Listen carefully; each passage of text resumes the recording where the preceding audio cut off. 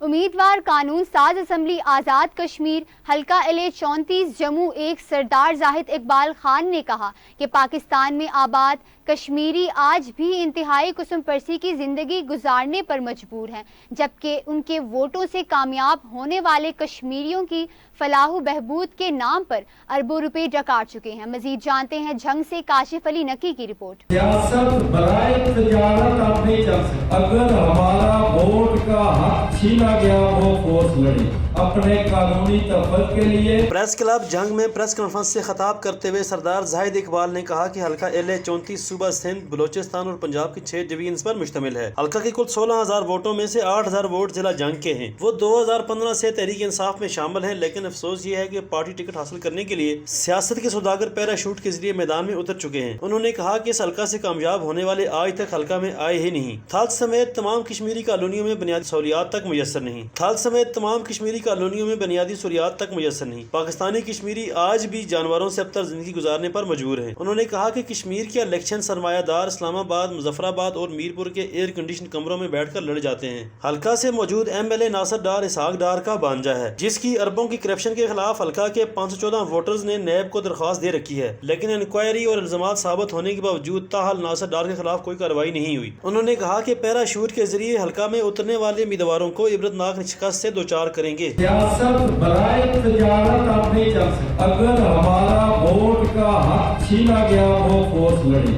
अपने कानूनी तहफ़्फ़ुज़ के लिए।